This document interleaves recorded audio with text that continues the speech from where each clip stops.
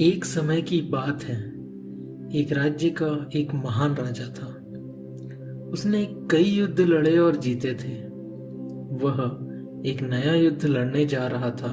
यह युद्ध उसकी जिंदगी का सबसे महत्वपूर्ण और सबसे बड़ा युद्ध था, क्योंकि यह युद्ध जीतकर वो इस संसार का सबसे महान राजा कहलाएगा।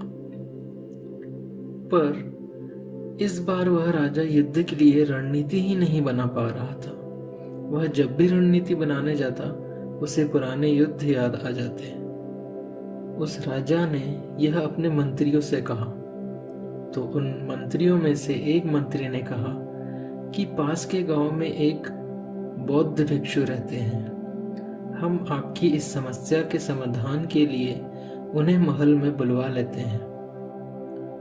और अगले दिन वो बौद्ध भिक्षु महल में आते हैं। तब वह राजा उन्हें अपनी समस्या बताते हैं कि वह उनकी जिंदगी के सबसे बड़े युद्ध के लिए रणनीति ही नहीं बना पा रहे हैं। यह सब सुनकर बौद्ध भिक्षु राजा से कहते हैं कि हे महाराज, क्या आप मेरे लिए चाय मंगवा सकते हैं? तब राजा चाय मंगवाता है। अब भिक्षु राजा से कहते हैं कि हे महाराज, आप इस केतली से प्याले में चाय डालिए और जब तक मैं ना कहूं रुकिएगा नहीं। यह सुन राजा प्याले में चाय डालने लगता है।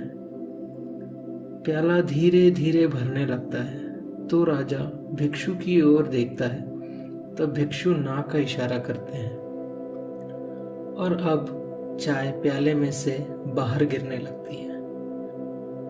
अब भिक्षु राजा को समझाते हैं कि हे महाराज, हमारा दिमाग भी इसी तरह है, इस प्याले की तरह। अगर हमें अपने दिमाग में नई चीजें डालनी हैं तो हमें अपने दिमाग को खाली करना पड़ेगा, अन्यथा हम कुछ भी नई चीज समझना चाहेंगे तो वह इस चाय की तरह ही हमारे दिमाग से बाहर ही जाएगी।